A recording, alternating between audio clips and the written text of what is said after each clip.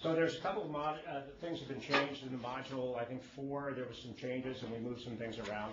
But you're not going to get cheated. We're going to give you the full thing. But anyway, and one of the changes is that Mr. Gruberman is helping us tonight. So I think we're going to have a very good time tonight. Very exciting, good information. So just a recap of what we talked about last week. I shouldn't say we talked. I mean, Andrew talked last week about giving you the overview of the marketing plan. And one of the things we always do with the SBDC is we really build a lot of things on the marketing plan. So I have some handouts that I think will be some good as you're building a marketing plan. Has anybody built, I mean, I know some of you are working on it, but if anyone completed a marketing plan before? No? Okay. You know? I've got it going. It's all written down. Okay. I've got my thing rolling. Okay. But I think it's always helpful to get some more information. So what I'm going to do is, this is just the elements, you know, it's sort of what Andrew had talked about, but they're all the elements of the marketing plan. And then these are some pamphlets that we hand out. If you've been an SBDC client, I might have given you these already. But this is the marketing plan overview, talking about the elements of the marketing plan, why they're in there, that type of thing. You could just pass them out. And then the big one, what I call the business plan content. But it talks about all the pieces in there, the parts and pieces, why they're in there, how you look at it, and it's a very explanatory piece. And I think it's helpful, especially if as you're building it, you want to go back and use it as a reference document.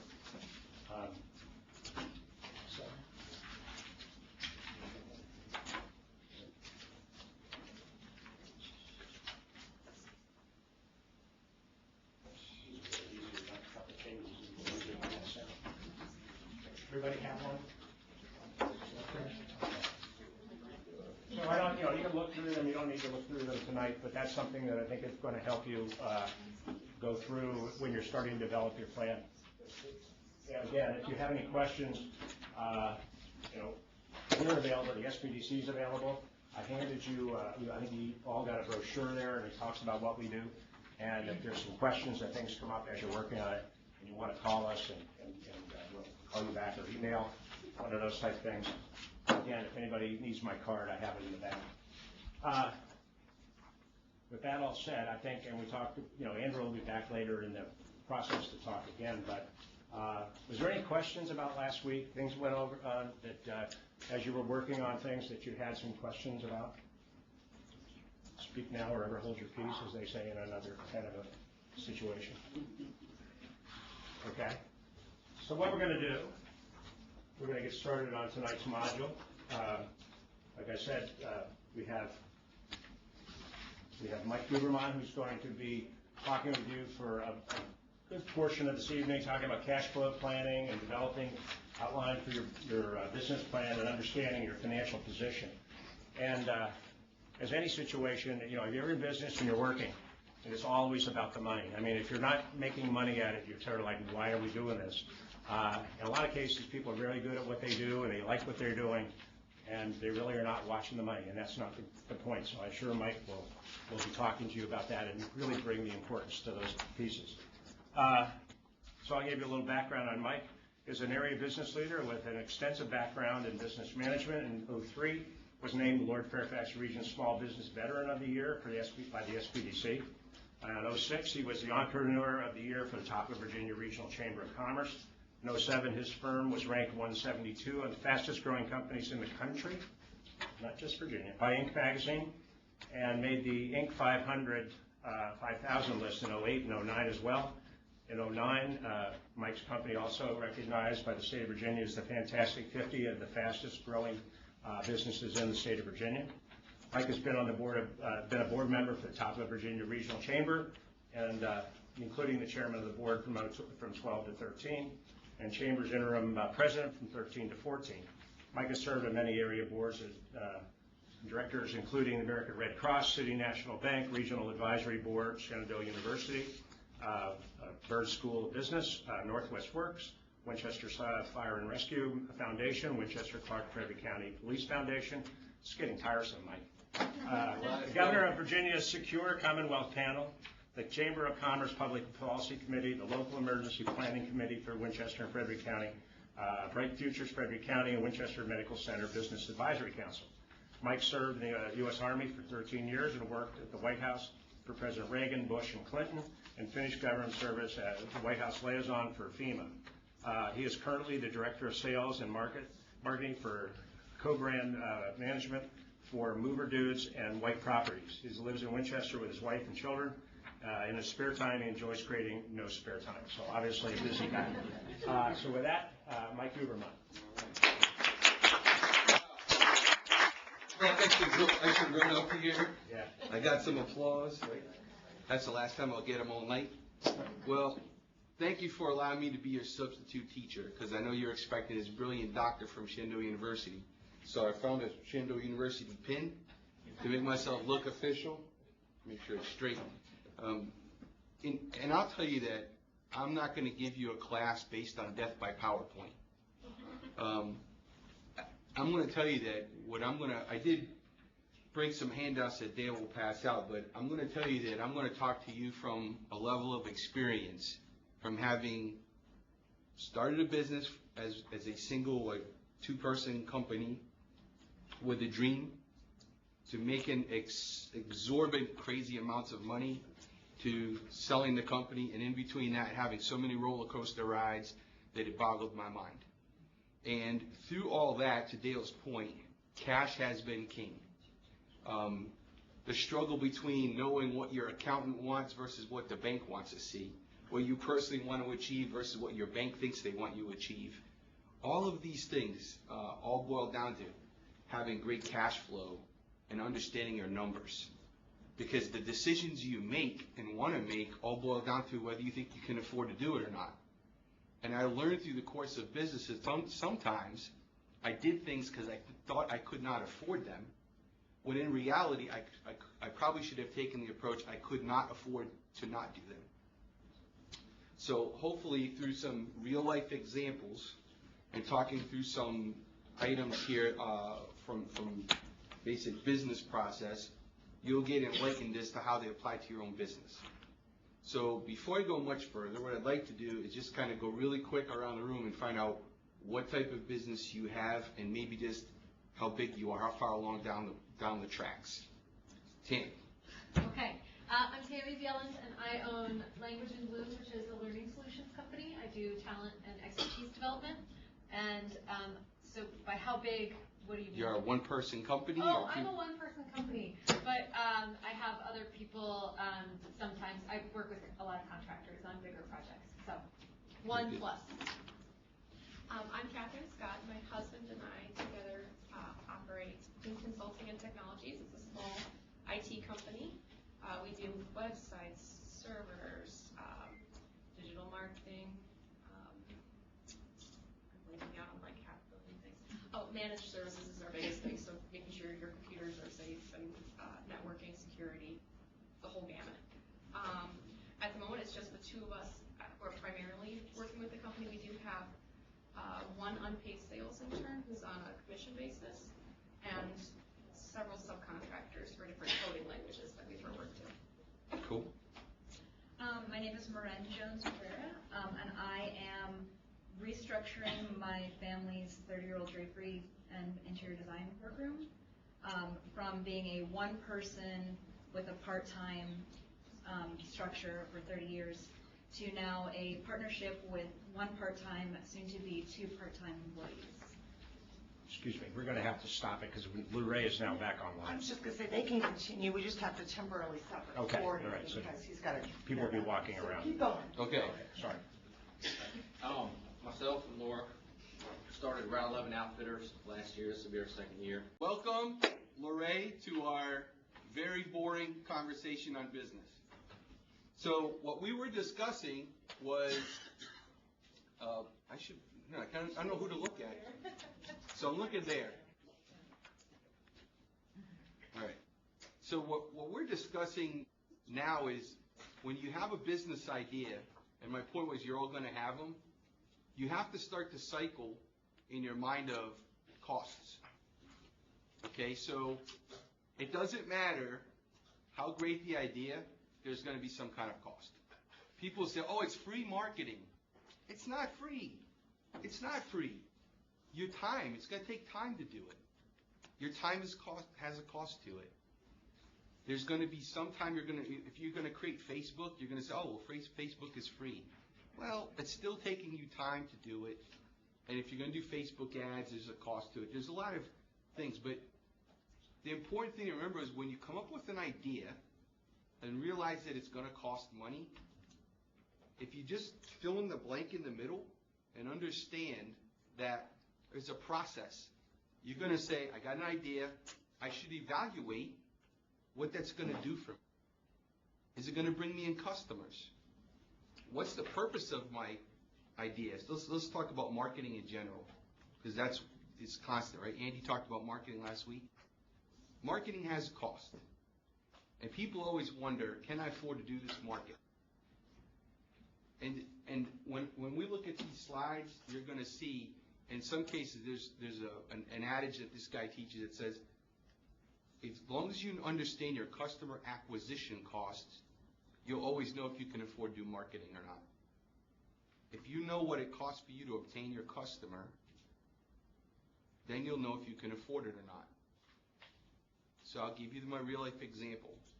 Today, I'm the co-brand manager, you see that, for White Properties and Mover Dudes. White Properties does storage units. That's one of the 7 businesses that they run. They know now through customer acquisition costs $180 for them to get one customer to rent storage. Okay? Now, that is the accumulation of all the marketing that they do today. Okay? So what they do is they put all their marketing through, they take QuickBooks, they break out their marketing costs, and they say, all the marketing we spend per year, that's how much it is. Then they say, this is how many customers we got through that marketing campaign. Okay? So each thing is a campaign. And when people call in, they ask them, how did you hear about us? They apportion it to that campaign.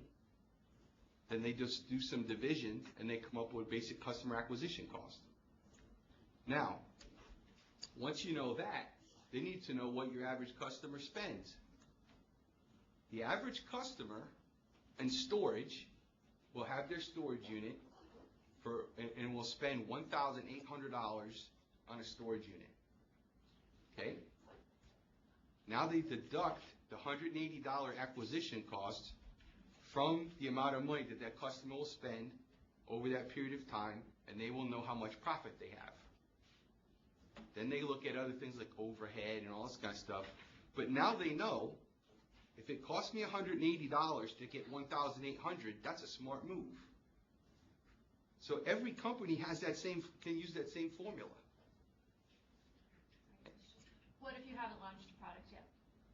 How can you gauge your acquisition costs if you haven't launched? So you have a service?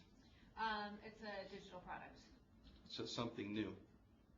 So I can't say it's the same, but it will be eventually. So, I don't know what widget is. So give me a little snapshot, unless it's super top secret. No, it's an online course plus an e-learning template. Okay, so you haven't sold any, so you really don't know. So that's the upfront risk to your marketing. But once you start it, after your first campaign, you're putting it on online, people are going to sign up, so you're going to know where that lead came from. Mm-hmm. Then you're going to say, oh, it cost me that much money to do my lead campaign on the internet. This is how many students I got to take my course, and that's how much they paid, and then you deduct it. Then that becomes the formula for the rest of them, as long as you go through the same process. Okay. Initially, you just have that upfront risk of not knowing. After you've been going down the tracks for a while, you then can develop a process for that. And in terms of the business plan, though, what kind of, for our purposes, what should we include, or should we just present, the formula that we will use? If I'm presenting this to someone to evaluate and say, this is how much I'm going to spend, and this is the program I'm going to use, and I don't know if I'm ever going to answer this correctly. what I would do is I would say, I expect my customer acquisition cost to be blank, based upon me spending this amount of money on this campaign. So you know how much it's going to cost. So let's say, what did you do? You create a website. Well, and the platform, plus the development fees, plus the media assets. So, yeah, I have all that. Okay, so that's your start, that's your cost, and some time, right? So I would take that, and then once, and say, if I get, how many customers do you hope to achieve per class for that? First year, I hope to have 50. 50, and those 50 students will pay, let's just say 200 each. Just throwing a ballpark number. So when you come up with that, so basically you're 50 times 200, $10,000, taking that and saying, this is what it costs me to develop it, this is how much money I expect to gain from it, and then you should derive your customer acquisition cost. Is there some sort of benchmark that we should be aiming for in terms of percentage of? It's different for everybody. So when we get into, I don't know if there's going to be a class on profitability and all that kind of stuff, but that is a moving target in the future. But profitability looks different for everybody, because what some people do to change their profitability, because more profit means more taxes. That's bottom line. The more you make, the more you pay. The more you make, the less you pay. So a lot of times, and this is where the difference between your accountant, and there's again, it'll be in this thing, Dale passed out. If you want to go to that particular, let me see if I can find that third, fourth page, or it might be the fourth page on that, and it says, traditional cost accounting as done by your CPA, focused on taxation. You find that? Oh, you want to snap it up there?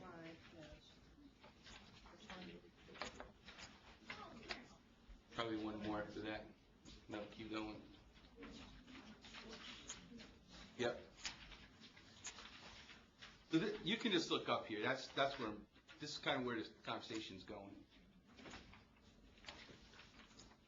You as a business owner want to do what? You want the most profit, least taxes. That's what all of you want, bottom line. You know what your accountant wants? Whatever you want. They work for you. But I'm going to tell you that's not what your bank wants. Absolutely not. Your bank wants to see the most money in the bank. They want to see as little debt as possible. Your accountant's going to tell you, hey, bud, you're looking like you're going to have about $150,000 left in profit that you're going to have to pay taxes on. So if you don't want to pay all that huge tax bill, why don't you go buy a couple vehicles for your business? Why don't you buy some new tools? Oh, don't forget, we can take those expenses, we can depreciate those at this blank, blah, blah, and you go on and on and on, your head's spinning, but at the end of the day, your accountant wants you to pay less taxes, and you want to pay less taxes.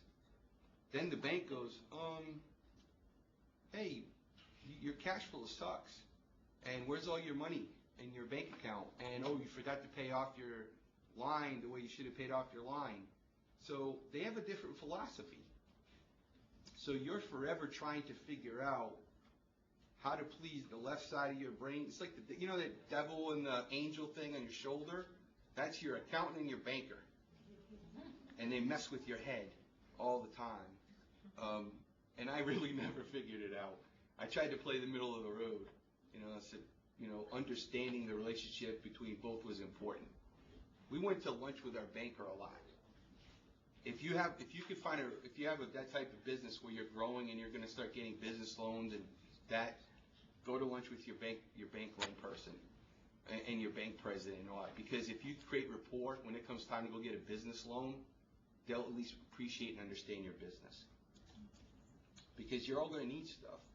You have an outdoor rafting company and you want to buy rafts and you want to buy oars and you want to hire people, guides, and you want to get backpack equipment.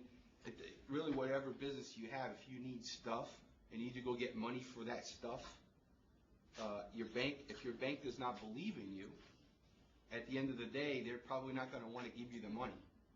So if you can create rapport and relationship and your business plan sort of matches, and they see that you understand your numbers, you're more likely to get your loan, right? So there's a cost to that, cost of money. So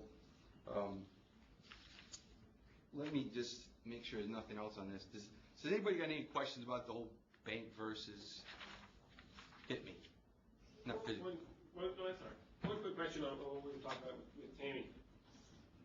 We strictly do pretty well all wholesale to retail customers.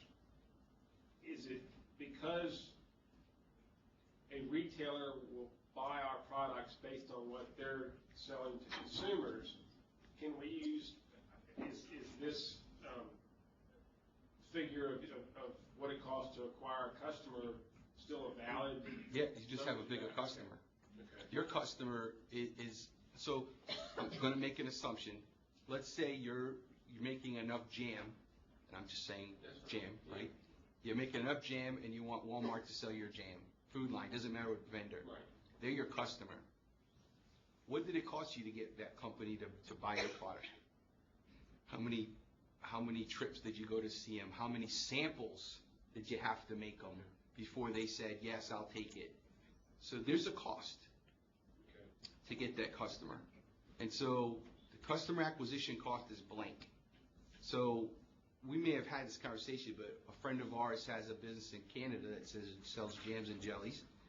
And he goes to trade shows all over the world and tries to get these big box stores to buy and sell their jams and jellies.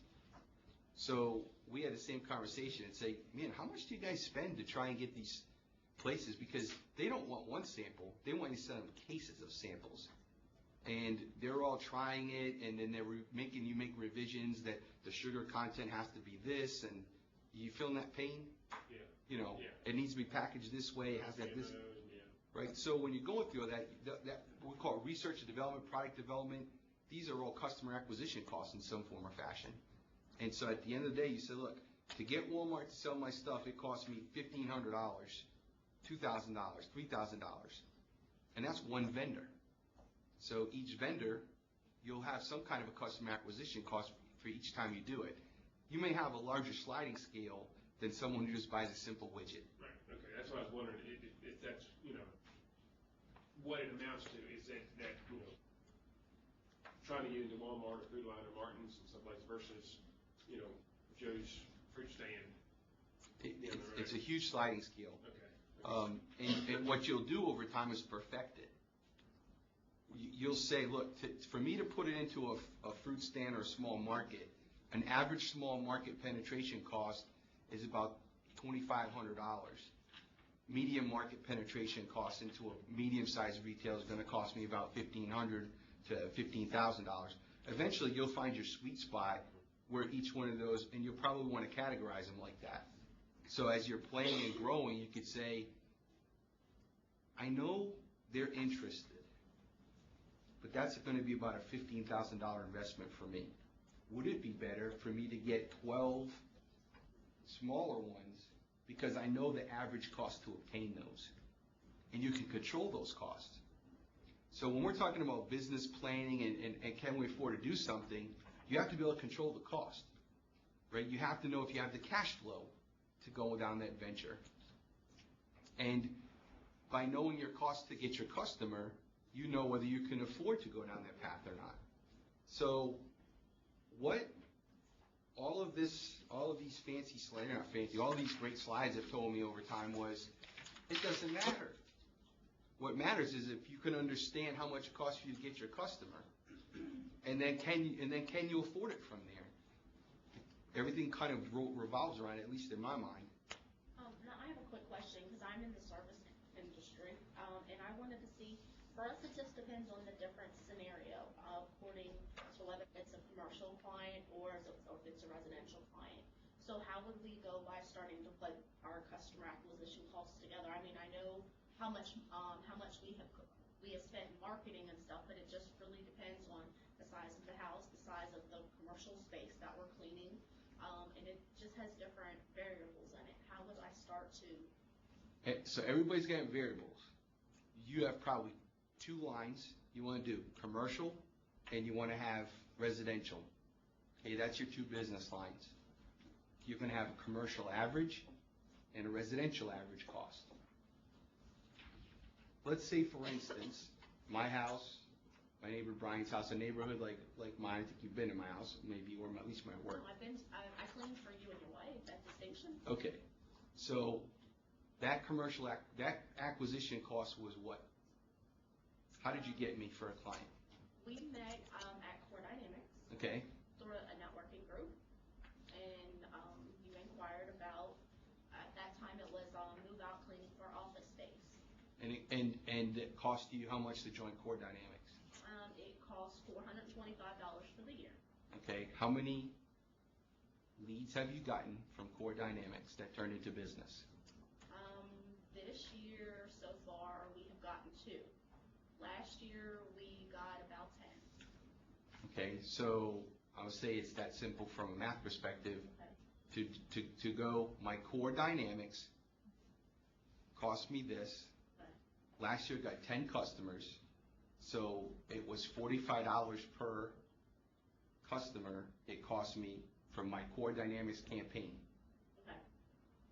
So then you take how much does it cost you to do the job and what you pay yourself for your staff, and you do the math. Okay. And you say, okay, was that a worthwhile campaign or not? And then you can answer that question. Now, when you do it larger, when you do a larger campaign, so let's say you do a mailer in Valpak, and you say, we could clean your house for this much money.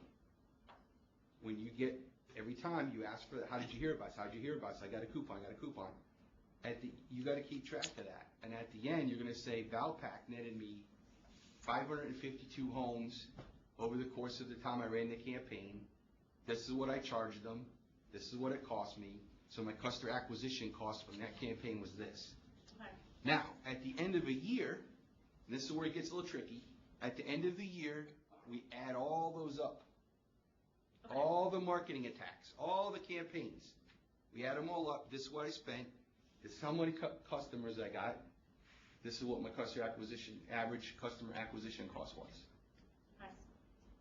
So now you go back to the following. So now when you revise your marketing plan, so back to the point Dale made, having a marketing plan, you say, what things did we do last year for marketing that gave us the best profit and return on our customer acquisition cost? If you do that every year, you will improve your profitability over and over and over again. Because you won't make the same mistake you made. You won't waste money on marketing. Because you're going to know you did it at a better level by looking at your numbers year after year. Okay. Gotcha. So, No, I have a quick question. We have learned, we tweaked a couple things, and now we have stopped marketing, and we only grow right now as a word of mouth. We've decided to make our customers happier. And since we did, it's kind of like a free thing. Does that make sense? Almost free. yeah, the word of mouth thing, I mean, you're still going to Core. I'm still going to Core. So you're still doing that. And you can never, I'm just of the opinion that you never not market at some level. Whether you use Facebook or something. You get out of sight, out of mind. People move away, and you get 1 or 2 disgruntled customers, and for some reason you have people that don't give you word of mouth, and then your funnel dries up. Business growth is always about putting more in the funnel, more in the funnel. The more people that know about you, the more people that hear about you, is more opportunity in the funnel. And a lot go in, and a little comes out. So, so if you stop putting stuff in the funnel, one day it's just going to start dripping, and less will come out. So, okay, question was in the back first. I actually didn't have a question, but I don't know how you're calculating things, but if you have your per square foot, how long it takes, what your labor costs, because then you're not comparing apples to apples. So I don't know how you're calculating it, but if he's your client who has a 2,000 square foot house is going to be more expensive or more time consuming than your client with 1,000 foot.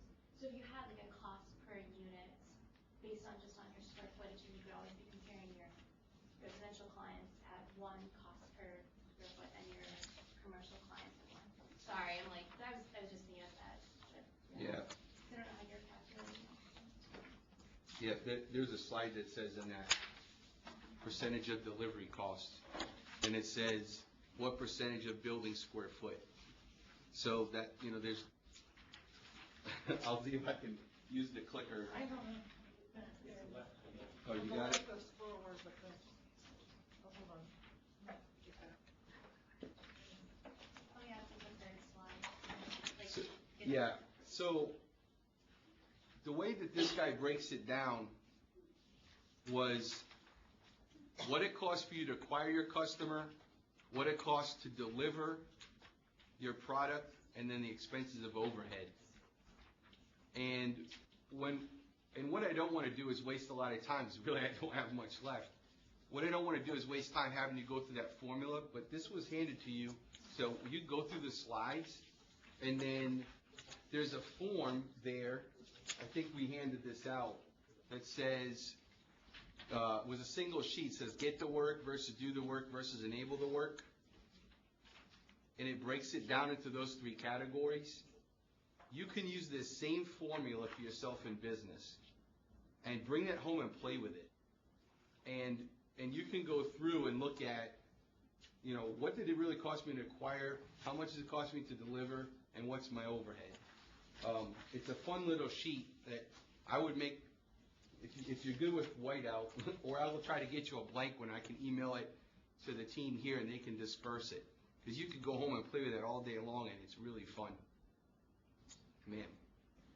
Just jumping off of her scenario again, with the core dynamics thing, would one factor in the hours that they spend going to these meetings as part of the cost factor? If you pay yourself, you have to.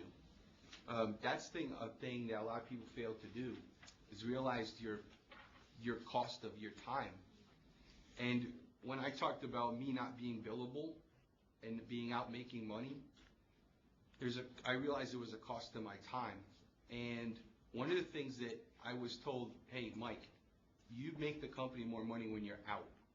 So by sitting in the office, you're not making more money. If you're out at a Core Dynamics or a chamber mixer or some sort of event, you paid to join the organization, and there's the amount of time you took. Now, if you really want to get technical and you're going to it after hours or whatever, but I always just subscribe to the fact that my time is money, and if I'm truly paying myself, this is what it costs for me to go and be someplace. And so once I came to the realization that that's fact, then I all of a sudden started to look at things differently. And I ended up getting other people aboard that got paid less money to do internal things so I could be outside working on my business. I'm glad you said it because I'll use it a lot. And then all of a sudden my profitability goes up because I'm out doing what makes the company money. If you're good at making the applesauce, or what's your product? Apple cider mustard and gluten-free cake mixes. So I'm not sure which of those I like right now, but mustard. The mustard's good. Mustard's good. Let's go with mustard. If you're great at making mustard, but all of a sudden you're doing everything else but making mustard, are you really growing your business? Probably not. So, I think that's the thing, is a lot of times we get caught up in not understanding what really makes us money. So, I think if you could just kind of look at some of these topics and say, am I hitting the mark and understanding what's truly making me money?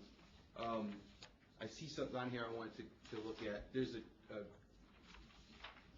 who's good? I'm gonna drive you crazy.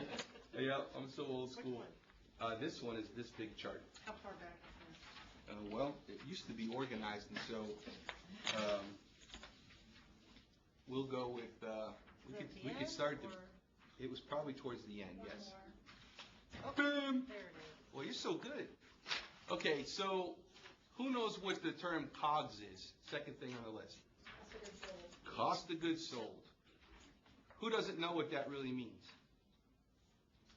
Okay, one. Everybody else knows cost of goods? You don't know? You don't know? Okay, what does it cost you to deliver the product, to buy the product that you're reselling. Okay?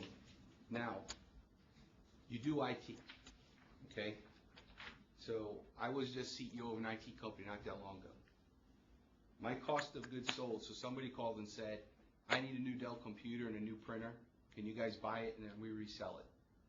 That was my cost of goods. So my cost of goods was $350.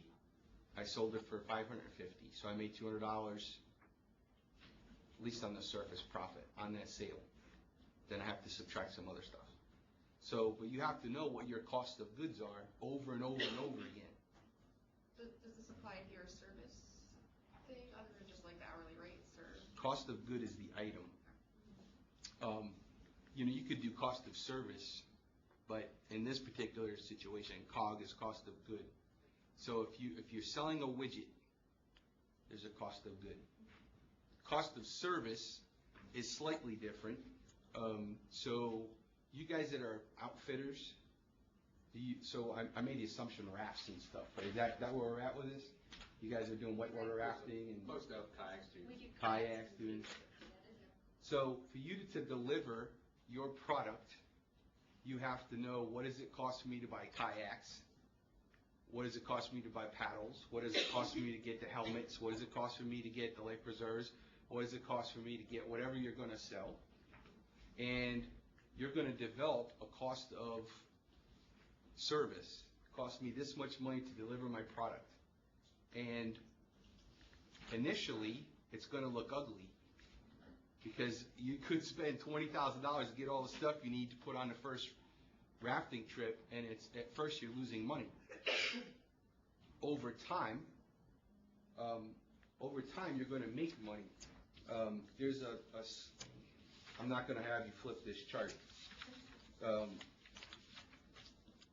Walmart have done enough studies to know they don't make money on anybody till after their fourth visit.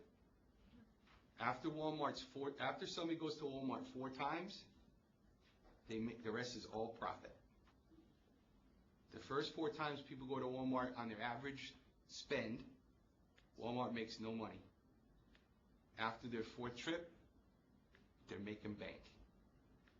So Walmart's got down in the weeds that much to know how much. So over time, you'll start to learn that. Especially when you're young in your business, because if you can get a grasp of your numbers right now, what ends up happening is as you grow, it becomes second nature. You're like, man, the guy that I'm working with now at White Properties, they own, like I said, 7 businesses. Mail and pack, secure shred, itemize it, storage solutions, can't even remember them all. He knows the customer acquisition cost for every single one of those because he's just got it down now. He knows the process. And now when he wants to go and do something new, he can go to the bank and say, my average customer acquisition cost is going to be blank, and this is what I'm going to invest up front, and this is how long it's going to take me to get that money back. I mean, he's got it now. He wants to go buy a building, he just goes. I mean, you build a storage unit, it's massive. A massive expense. He just bought another building a couple weeks ago, and he's looking at more millions of dollars on another property now. He's fearless now because he knows the formula. So as you want to grow your business, as you want to grow, once you know the numbers, once you know the formula, it is much easier. So I know I don't have a ton of time left, but I would want to see if anyone has any burning questions, if they think they need help in any particular part of this. Well, I just wanted to, I don't know if this is right or not, but first, a company like ours that has physical resale and service, and we have a lot of large cost assets, we have our cost of goods sold broken out exactly like that. We have one that's whatever we have to pay hard sales tax on, supplies, materials, and then we have all of our subcontracted services as another one in our QuickBooks, and then we have another one that's assets. When we buy a sewing machine, goes into there. So then when we look at our cost of goods sold, we know that some of those are apply to multiple customers, and then other ones we can kind of look at in project by project. I don't know if that would help. It is helpful, but you're right, you're a 30-year-old business, It took 25 years to get to that point. right? And if you think about a lot of historically older family-owned businesses never really ran things by numbers. A lot of the old timers, they had this gut feeling about how they could make money, and they were like the kings of making cash. You know, you could look at people in this community, the Wilkins group, and you know, some different names that you'll recognize over time, and you'll go, wow, they really had a concept of how to make it. But now we have so many businesses in our community. A lot of people do what we do, so we have to be sharper, smarter. We have to understand what things cost and how we can make money. Because if we understand those things, and you're going against businesses who do not, you will survive where they will fail. Because over time, if you don't understand, you start to fail. So, you know, I would say, you know, and everybody here's got such a unique, different perspective on business because you're all coming at it from a different thing, right? There's not a lot. I don't think there's anybody here who does the same thing as another business in this room. But you all have the same goals, is to grow and to thrive in your business. So I think, how much more time do I have realistically? 5 minutes? So I can just do a little tap dance and call it a day almost. But I'm trying to give you, you know, some words of wisdom, parting words of wisdom. But I would say start with something basic. You're going to have to build. How many of you have a ready-made go business plan? It's done. You feel good about it. No, come on, don't be shy. Hey, Albert, Lorraine, anybody? Lorraine? Business plans, done? One? Didn't you say they're never done? It's always. You gotta start. You gotta have something. So what we gotta do, you know, is maybe get with SBDC and get the building blocks for the business plan. In the business plan, you're gonna have marketing plan and all these other things. You gotta get writing. You've got to start to figure out money and costs and truly understand it. And if you can, try to get some historical perspective on what you've done so far. So nobody here, how many people have not done any business, period? Nothing. You haven't sold a dime yet. Harder for you. Right. Harder for you. But anyone here who's done a dime of business, that means you've done something. You got a customer somehow. So what I'm going to ask you to do is take a couple of minutes, sometime before your next class, and go, how did I get that customer and what did it cost me? So the little exercise we just went through with core dynamics and that, hopefully that made the light bulb go off. Okay? This is how much I spent. This is how much it cost me. You know, go through that same cycle in your mind. If you've done a couple of sales, you should be able to start to use that same formula. Then say, can I apply that logic to my business plan? Can I build a business plan from that? Can I take that knowledge that I just acquired and start to build a business plan and a marketing plan from that? And say, does this make sense? Can I build my business on that same track? Can I achieve my goals, my financial fiscal goals, going in that direction? So there you go. Any burning questions? Because Dale's about to kick me out. So that went by like lightning. I don't know if you learned anything, but I hope you at least got a little tidbit of knowledge. Hey, Mike, are you okay if we share your contact info if people have follow-up questions? Absolutely. Okay. We'll be emailing those out this evening after the class with all the instructions. Yeah, I have always subscribed to the fact that, and I've done this when I've spoke at any business opportunity I've ever spoken at. If I can impart any wisdom upon you and help you grow your business, I had that opportunity given to me a lot of times over. I've had a lot of nice people in this community.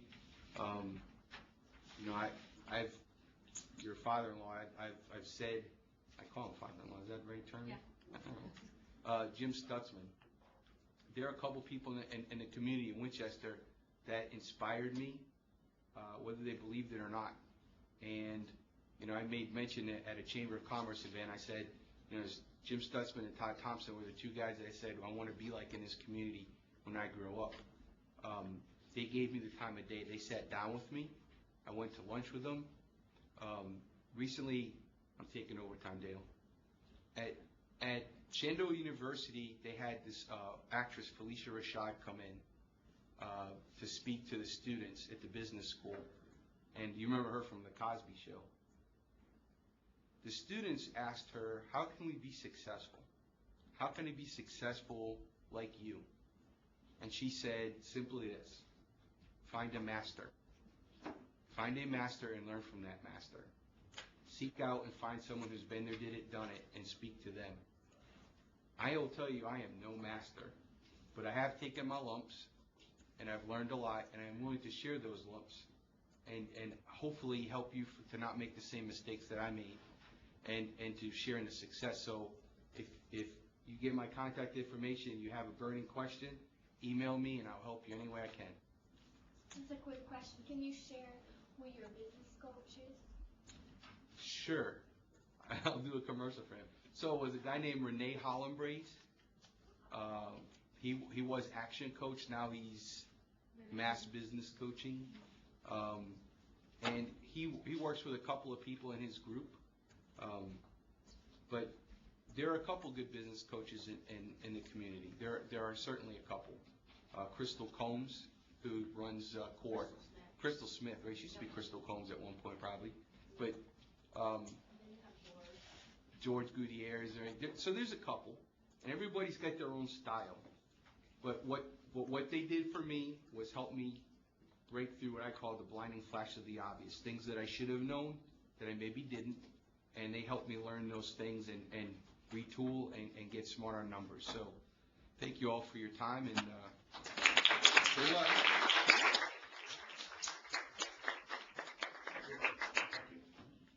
To piggyback or whatever, some trite phrase like that, on what Mike would say about your numbers.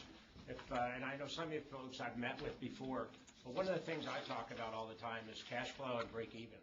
And I'll tell you, if you guys have not been on the SBA website, sba.gov, and you go into that and you put in cash flow template, it pulls up an Excel spreadsheet and it'll help you figure out your costs so that you understand your, to Mike's acquisition cost, but basically what your cost is on a monthly basis or whatever, and then helps you understand if you had, say, in the form of a retail shop, how many people have to come through that door every day, spending how much money, so that in other words, just to pay your bills.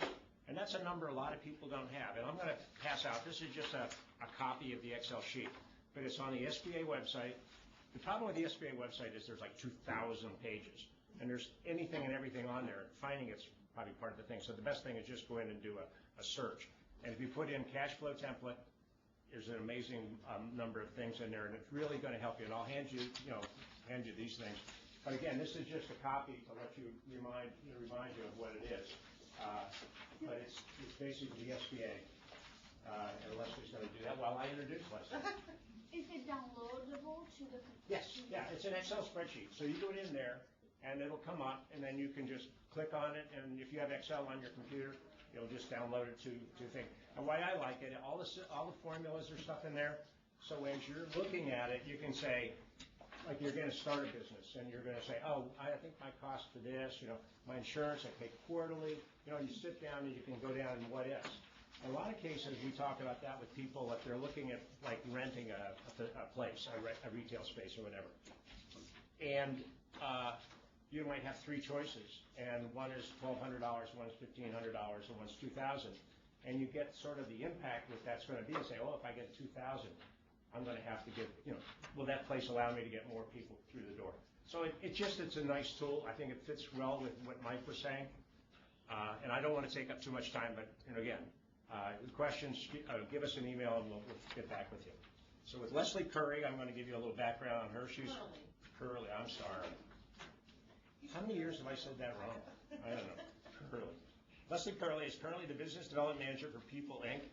covering the Northern Shenandoah Valley region. In this role, Leslie oversees the Community Economic Development Program, assisting small business owners and entrepreneurs with training, technical assistance, and their micro enterprise loan program, which is kind of very, very important. Leslie is also involved in many local and regional efforts aimed at promoting economic growth, sustainability through small business education and promotion.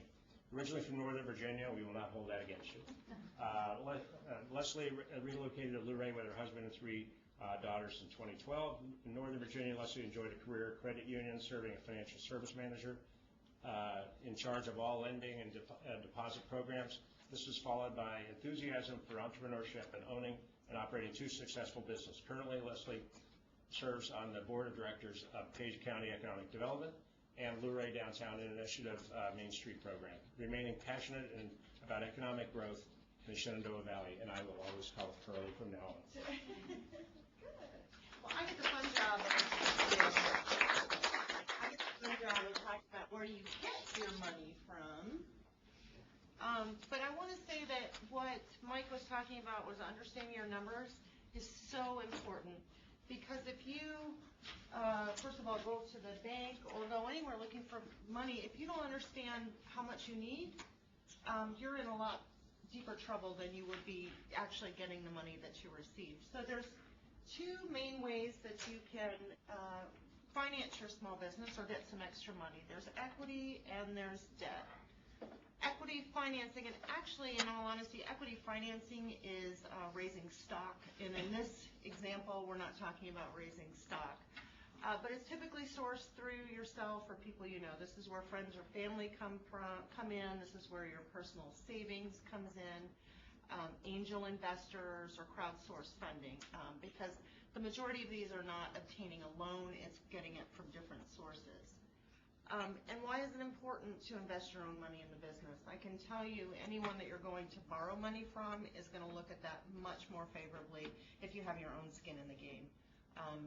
Quite often, I know we see people come to us and they don't know exactly how much they need, exactly how much it's for, and they haven't invested one penny in the business themselves. So from an investor or a lender standpoint, they're not going to look at that as favorably if you're not investing your own skin in the game and you expect the bank or the investor to take all the risk. So you're much more likely to get that loan or get that extra money, and also a business that has adequate equity is much more likely to succeed. So you're not going to be constantly strapped for money. So again, equity comes from lots of different places. This is friends, family. One thing to keep in mind, and we've seen this many, many times, when you borrow money from your family or you're getting money from your family, make sure you understand the terms and the conditions up front and you stay in constant contact with them. We've seen too many relationships go sour over money. Maybe it was just a misunderstanding. Maybe it was you were falling behind and having a difficult time. So if you are borrowing from those kind of resources or obtaining money from them, keep them posted constantly on what's going on in your business so that they understand if you're getting ready to have a hard time. Another great way is selling assets. It doesn't have to just be a car or something else. I mean, look around, look on eBay and see what's hot on eBay. And you'd be surprised how much assets you actually have in your possession that might be utilized for your business. Angel investors are interesting. They've started many prominent companies, Google, Yahoo, Costco, to name a few. And angel investing usually happens after your initial startup phase where you've gone to your friends and your family and you're sold your own personal assets. This is kind of an intermediary just before you expand on that. Typically, angels are retired executives or someone who wants to not only get involved for monetary return, but maybe it's something that they're passionate about. The term originally came from Broadway theater, and they, rather than having to shut a production down, people swooped in, and they were called angels, and they helped save the production. In the arts, these people are usually called patrons. So they're not that uncommon. I think for most businesses, it's a little harder to find. A lot of times you see this with technology or medical kinds of things, but there are angels out there. There are angel groups out there, so just be aware of that. Does everybody recognize what these represent? Anyone familiar? Anyone ever tried crowdfunding? Participated? Yeah, usually you see, where I usually see it is on your Facebook stream, and it's always a really sad story. Somebody's house burned down, or someone's child is sick and needs extra care, and so that's where you usually see them, but you'd be surprised. There are a number of businesses that raise money through crowdfunding, and it can be a very attractive way to raise some capital for your business. And typically what it is instead of one big investor, you get lots and lots of small investors. And usually what you do when you create a crowdfunding campaign is you're offering something in return. So for $10, your $10 investment, I'm going to give you a t-shirt. For your $50 investment, I'm going to give you a jar of jam or something like that. So you're giving something in return. But one thing you need to make sure you keep in mind as you read all the fine print, there's, as you know, many, many different kinds of crowdfunding campaigns. Some will allow you to keep whatever you raise if you don't reach your goal in time, but many others, if you don't hit your goal, you don't get any of it. It's all or nothing. And so you need to keep that in mind. And also read the fine print, because many of them they'll keep a percentage of what is raised, and sometimes that can be pretty steep too. We had some local people that had some success. ManPack was one of them. I'm sure many of you might be familiar with Aaron Tweedy and ManPack. I looked at his again today, his crowdfunding campaigns, and he had 2 that were very successful and exceeded what his goal was, and he was able to move on. He also had 2 that weren't successful, so he wasn't able to keep any of that. I think both of those were the kids programs. Some really exciting ones that were in the top 10, Flow Hive, which is where a beekeeper can extract honey from the hive without disturbing the bees. That was kind of cool. You guys may have heard of the Exploding Kittens card game. It hit its primary goal in 8 minutes. It exceeded $100,000, or 10 times its goal, in less than an hour, and $1 million in less than 8 hours. There is a danger, because I know a couple of friends who've invested in some of the really popular ones, like there's an espresso machine. Right. That it got so popular that they weren't able to scale up their manufacturing. Right. And they couldn't deliver any of them, and no one got their money back, and it was like, I think it was like 200,000 people who invested in their campaign, and if you have a tangible product, it's kind of bullshit. So it's a risk for the investor too. So you have not just the business who's trying to get investments in there.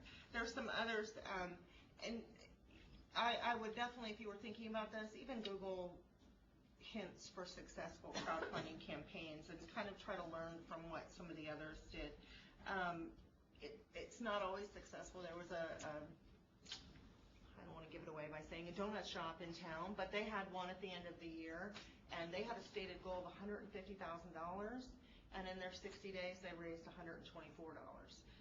So it was not successful at all. But you got to think about it. I think a lot of times it's the product, it's the video, it's how you market it. It could be a good way to raise some funds and really promote your business in that period of time. They're very time consuming.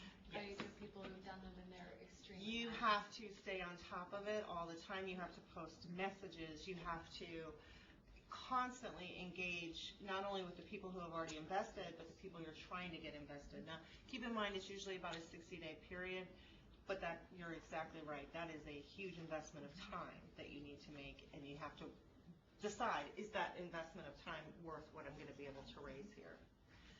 Venture capitalists probably won't apply to anyone in this room. This is usually $1 million or more, and this is after your friends and family and your angel investors have come in that's when you go there. Venture capitalists are usually looking at fast growth companies that already have their exit strategies. So the people investing in this are looking for a quick in and a quick out to make their money, and they want their money in a short period of time. So again, unless you're selling technology or biotechnology or something like that, probably not likely you'll be looking to venture capitalists, but it is another way to get some funds. Factoring or invoice advances was actually something that I wasn't that familiar with. Anybody else familiar with this? I get offers all the time. You probably do because of your invoices. And what it is it's basically purchasing your accounts receivable at a discount in exchange for cash. It's very interesting. A lot of manufacturing companies do this, but service type businesses, I imagine it's very popular as well. So basically the people who buy your accounts receivable or your invoices that you have outstanding, they're called factors. They buy your invoices based on the credit of your customer, so not even yours. They pay you sometimes anywhere between 75 to 80% of what is owed to you on that invoice, and they collect it directly from your customers, so they've taken you out of that loop.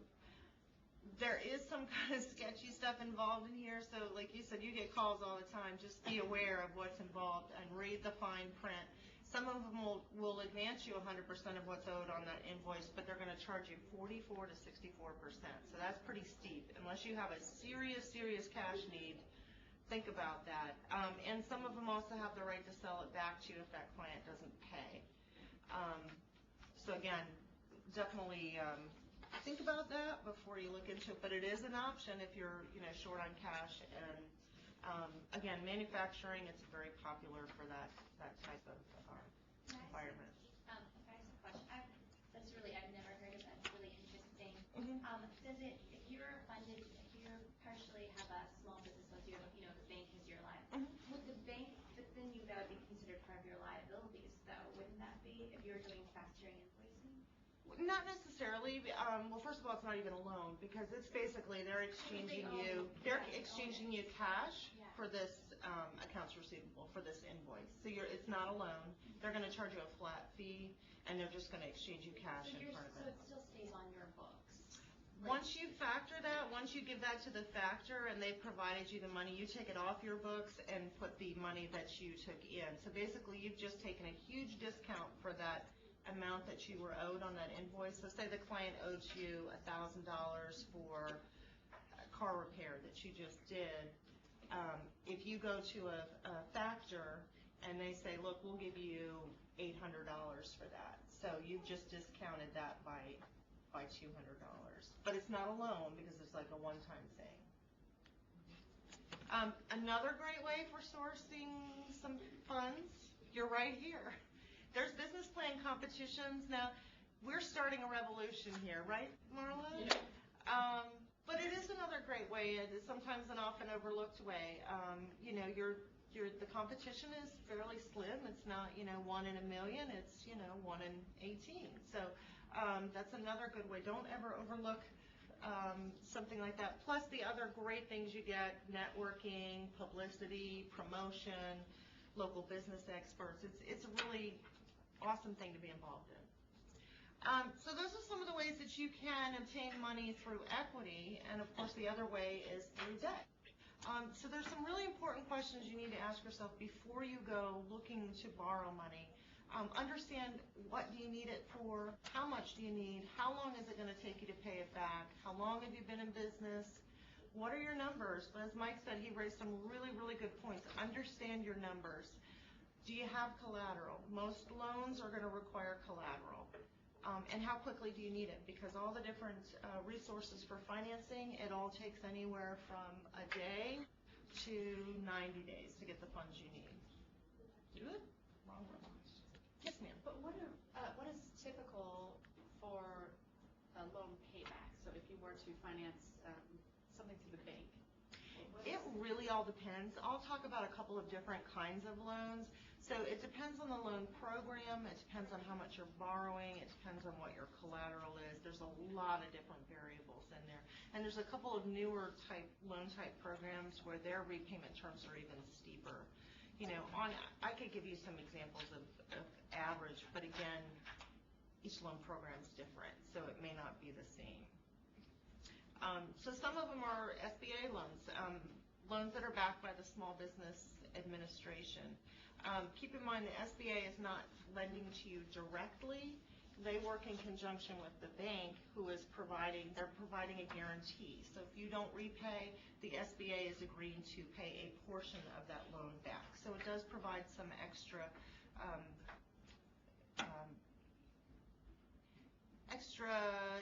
feel good for the bank, security for the bank, because they know that they're going to get at least a portion of their money back. The SBA sets the guidelines for the loan, so when you go to the bank for an SBA-backed loan, the SBA has set the guidelines for that, not the bank.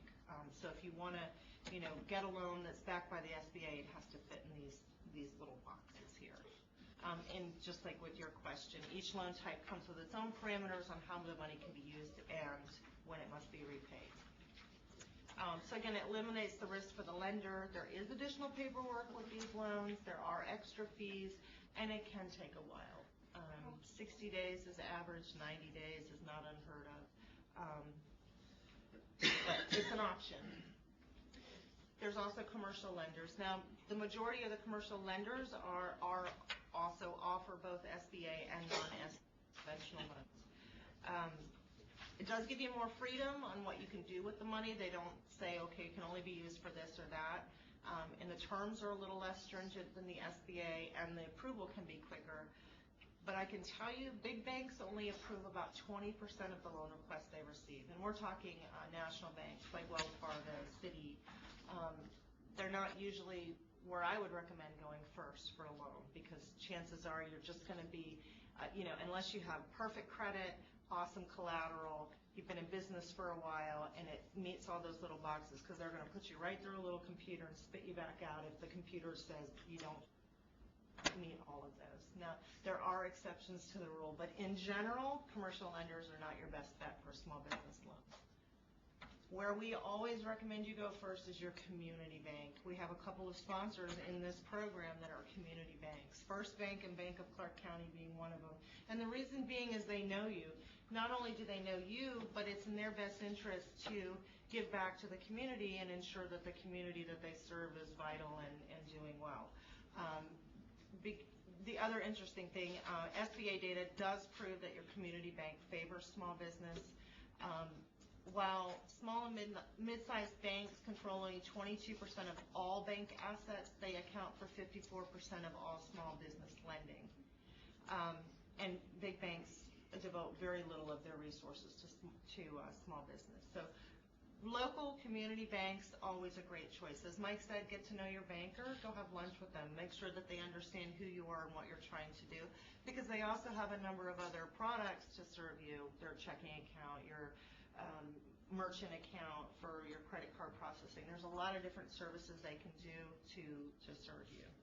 Now, if you go to your community bank or your commercial bank and they're not able to help you, then there's people like me. People Inc. is a micro lender. And what that means is we're an intermediary lender through the SBA. So we have a program directly with the SBA to provide technical assistance and a microloan program. These loans are up to $50,000. They do require collateral, and there are some specific reasons, purposes, working capital, inventory, furniture, machinery. You can't use the funds to pay existing debt or to purchase real estate. But the good thing about our loan program is, and part of the reason that we're there is because the SBA wants to make sure that we are getting money out to the community, that everyone is getting money out to the community. So we have some guidelines that are a little less stringent. For example, we can loan to startups. Many banks, including your local community bank, cannot lend to small business unless you've been in business for at least 2 years and you have the financial data to show for that.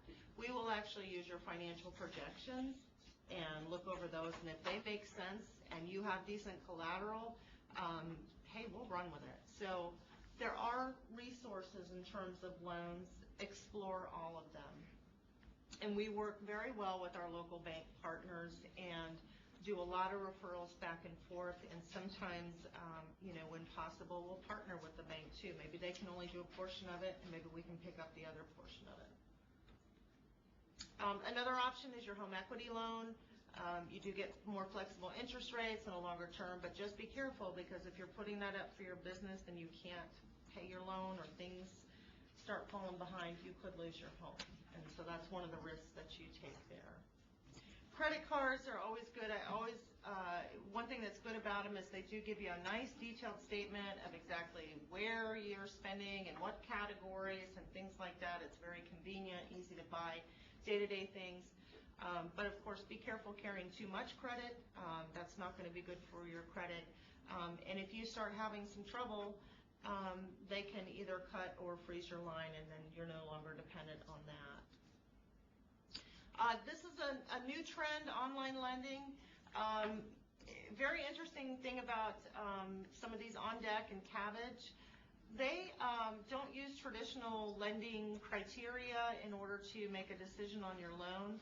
They ask you to link your account, your social media accounts, your QuickBooks, your eBay, PayPal, things like that, and they have an algorithm that takes into account how you're doing on these things, and will make a decision on that. So very interesting. They do require that you have your business has at least $100,000 in revenue, and that you've been in business for a year.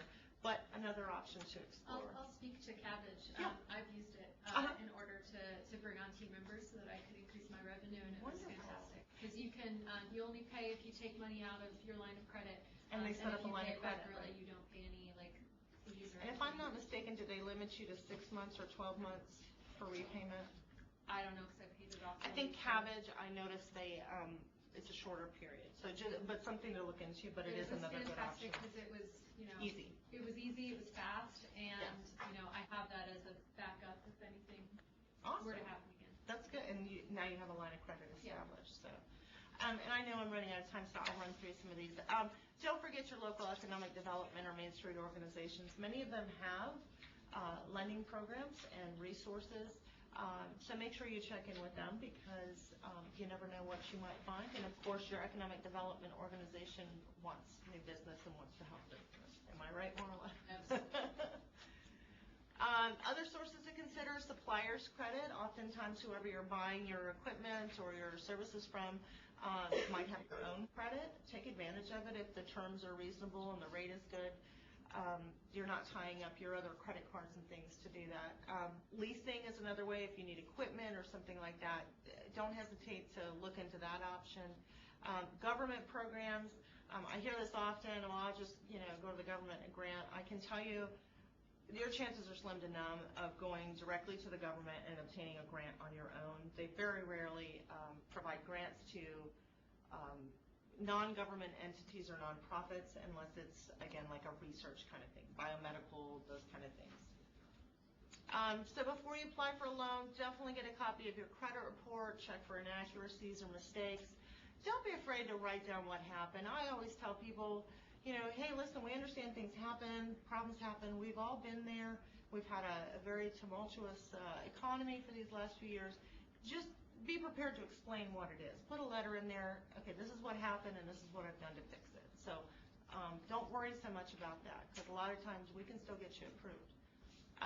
Get a free copy of your credit report. Anything that you see that's wrong, you can dispute it. They have 30 days to verify it, or it gets removed. You don't have to prove you owe it. They do. Credit Karma, this up here, this is my favorite. You can go in 50 times a day. It'll never be counted or deducted from your credit score. You can look all the time. You can dispute online. You can see your full credit report or just your credit score, but go in there, sign up. It will alert you if there's any changes to your credit report. It's a great, great free system. Doesn't cost you a thing. So again, what to take to your lender: you can expect tax returns, business records for the last 3 years. They're going to ask for a business plan. And typically your business plan for your lender is tailored a little more for the lender. So just keep that in mind. Any other financial documents? Don't go to your lender with no idea of how much you want. Go there with how much you need and why. Don't ever go, well, I'll I'll take whatever you can give me, because that just shows you haven't done your homework and you don't know your numbers.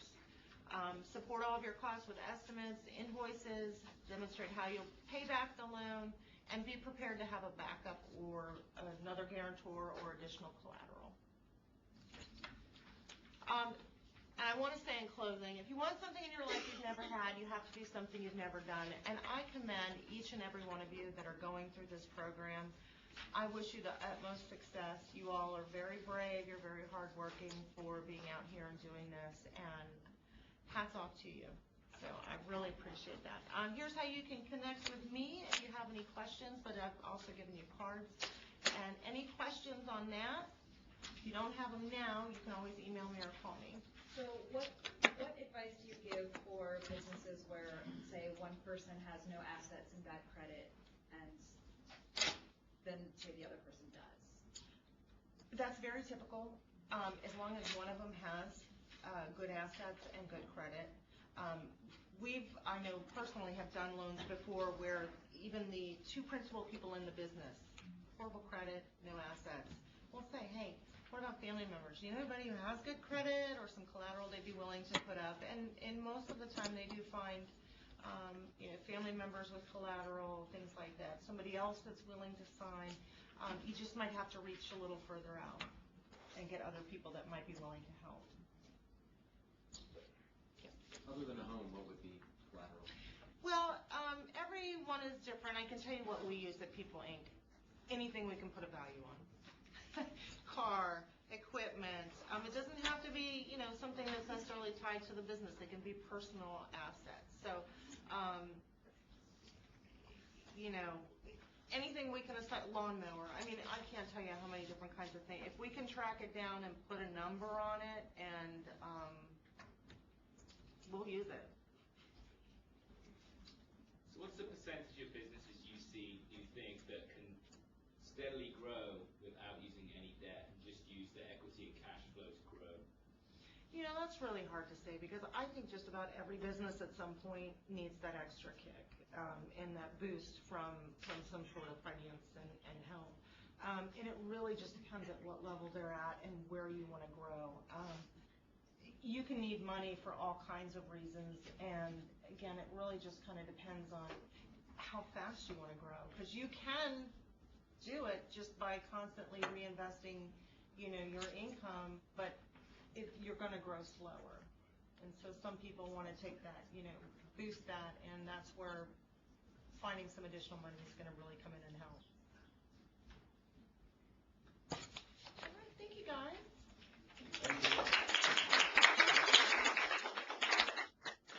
Thank you, Leslie Curley. Thank you. I'll never forget that again. But anyway, I think we had a good session. I think Mike really touched the point that he gave you real world. Here's where he came from. Here's how he built a business out of nothing. And I think that was as helpful as this whole story about the numbers. But I think critical to all that is really the numbers. If you're going to do this, it's the way you're keeping score. And if you're not making money at it, you're kind of like, why are we doing this? So I think that's all about the numbers. And I think Mike was hammering that home, and I think that's really great. And I think Leslie really touched on it when you're talking about the alternatives, because there are things other than just going to, the bank that you've been dealing with. And I think Leslie opened it up that, you go talk to those bankers and have a conversation, become friends with them. Because once they know you, they know Bill, and they can say, hey, Bill, did you know about, and stuff. So they can be a resource for you. We always talk about in a business that you have these people that are around you, and one of them is the banker. He's not just the person you go to and say, can you loan me some money? I really need it. He should be an asset that's going to look out for you and say, hey, I noticed on your bank statement last month that you guys are doing this, this, and that. Is it possible? They'll offer some things to you. They may say, hey, I think you could use a line of credit, and you've done really well the last couple of years. So they become part of your whole business, and they're just another part of your team members. But anyway, I think Leslie really touched on that and did a wonderful job. Next week, we're going to get into, I guess, what I call the nuts and bolts on a lot of the structure of the business and some of the other things. And we have a professor from Shenandoah going to come this time, right? And I think it will be helpful. And then the following week on that, we're going to talk about marketing. I'll get a chance to talk to you more. Anyway, so we have some good things going. again, if you have any questions, Leslie's going to send the email with the contact information. If you have questions, we really do a lot by email at the SBDC. People call up and say, hey, I have a question, and we'll be glad to work with you that way too. So anything we can